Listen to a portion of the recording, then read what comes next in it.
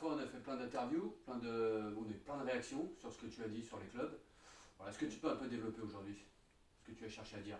Ben, déjà les réactions, il y a eu, on voit bien deux tranches d'âge, les gens plutôt de ma génération qui ont évolué dans l'ancien système qui est le système actuel, 50 ans, 60 ans, 70 ans.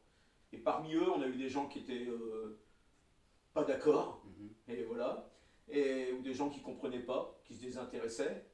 Et après, on a l'autre tranche, c'est les trentenaires, Mhm. qui se sont montrés très intéressés et qui ont commencé à poser pas mal de questions. D'accord. Mm. Des questions sur quel genre plutôt les trentenaires, ils étaient axés sur quelle partie?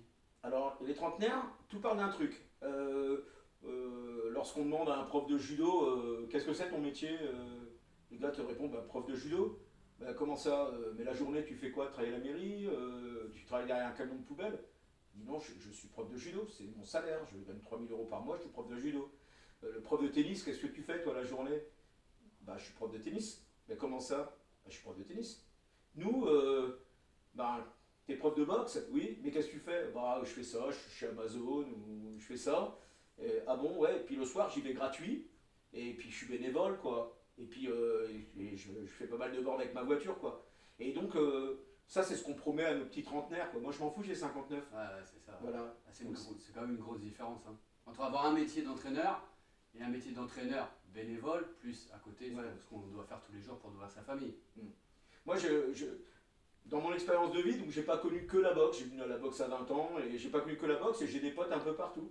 Donc je suis très pote avec Bruno Luzzi, qui est entraîneur à Chambly, qui a connu la vie de chantier et le fait d'être entraîneur professionnel. Il n'est pas devenu entraîneur professionnel parce qu'il l'a voulu.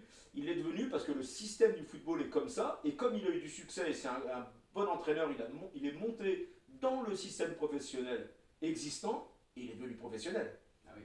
Bruno travaille plus sur les chantiers. Finalement, c'est à peu près le même combat entraîneur-boxeur.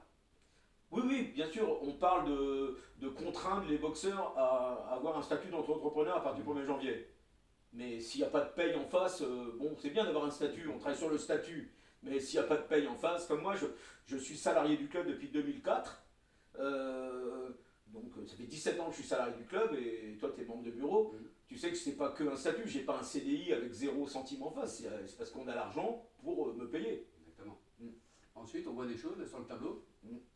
Tu peux nous expliquer? Alors, les jeunes ont été intéressés en disant ouais, nous, ouais, on a passé un BPGEPS, on veut que ça soit notre métier, mais comment? Ben, faut déjà avoir des fonds. Alors, il existe des fonds, donc on peut être financé par des sponsors privés, il faut être reconnu pour ça, mais aussi par les collectivités. Et donc là, derrière, on a ce qu'a fait le tennis. Alors, le tennis, je peux vous montrer ça, donc c'est la Fédération française de tennis, vous pouvez retrouver ça sur le net. Ce sont les championnats de France interclub senior, pyramide des montées et descentes de 2019-2020. Donc là, on a le championnat de France senior féminin, voilà, parce qu'ils ont beaucoup d'effectifs, et on a le championnat de France senior masculin. Donc on voit que le champion de France 2019, c'est l'US Colombier.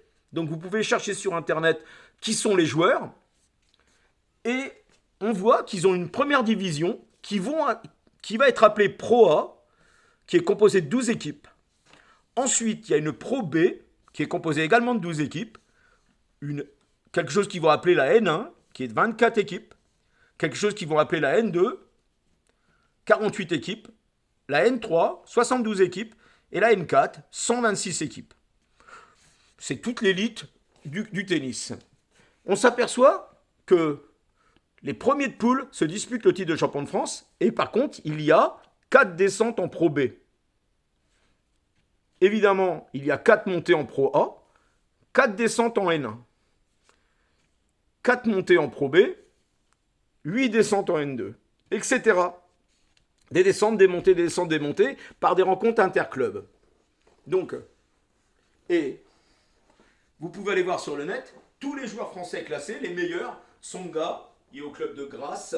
On a vu que mon fils est au club d'Issy-les-Moulineaux, que il y a un club en Quimperlé, en Bretagne. Eux, ils ont carrément Stefano Tsitsipas, qui doit être 4e ou 6e mondial. Donc tous les joueurs s'inscrivent là-dedans. Mais après, ils ne font pas vraiment les interclubs.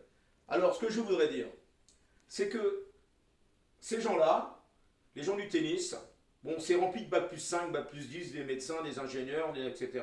Alors on me dit, oui, c'est pas parce qu'ils sont instruits qu'ils sont intelligents. Moi, ce que je vous demande, à tous ceux qui ne sont pas instruits dans la boxe, au moins essayez d'être intelligents.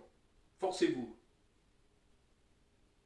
Il y a une chose qui peut tout déclencher, que quelqu'un décide à un moment de classer les clubs, de dire qu'il y a 50 clubs différents des autres, que ces 50 clubs auront des droits pour obtenir une subvention, être classés comme eux en N1, N2, N3, mais ils auront des devoirs. C'est ça le vrai levier de la fédération si elle veut reprendre le pouvoir. Un club de première division doit organiser 7 fois, 8 fois, 6 fois. Il doit organiser au moins un tournoi de France, au moins une Coupe de France, au moins ci, au moins ça, au moins un tour de championnat de France amateur. Ça, ce sont les critères.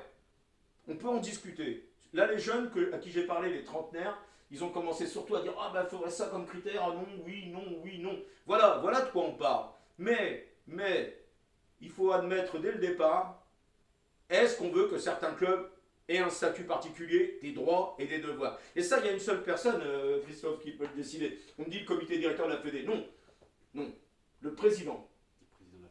Le président de la Fédé comprend cet enjeu, il comprend cet enjeu, il dit allez banco, on y va. Maintenant, discutez.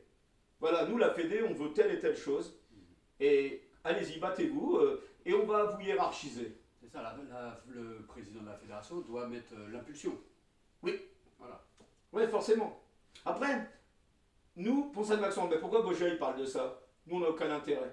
Moi, mon intérêt, nous, on va rester pareil, même dans ce nouveau système, on va se battre, on va se retrouver 9e en première division ou 4e en deuxième division, on va organiser 7-8 fois par an, on fait 6 déjà là, donc 8, voilà. Mais moi, à force d'être Don Quichotte et de me battre contre les moulins avant, je veux qu'il y ait 50 clubs comme le nôtre.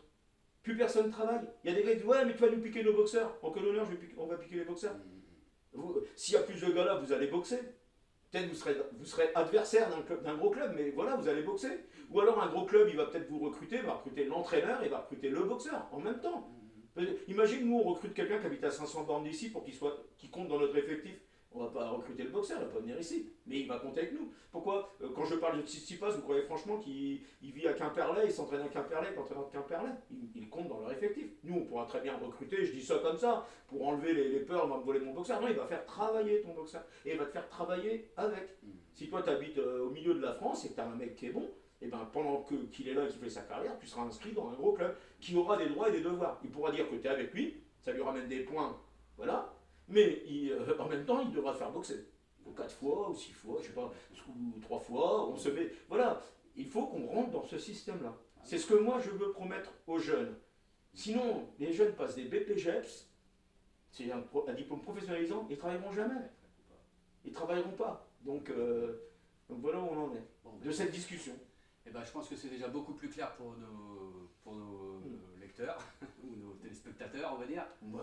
Voilà, les youtubeurs. Les youtubeurs. Et donc, je pense qu'on aura d'autres occasions. Si les gens veulent poser des questions, participer. C'est vrai que nous, on a reçu ce truc-là en héritage de nos anciens, on n'a pas changé les choses. Moi, j'en veux pas aux anciens, j'en veux à nous. Moi, j'ai essayé de mon côté de changer les choses. Et on peut rester dans le même système bénévole, on va au parc d'Olin, on fait championnat, on y va bénévole.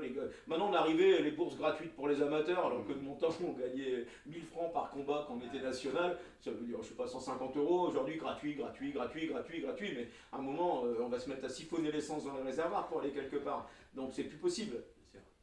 Il faut que certains clubs aient des responsabilités d'organiser, de faire bosser tous les autres clubs, mais qu'ils aient aussi des moyens financiers, il faut leur apporter des moyens financiers. Bien sûr. Voilà.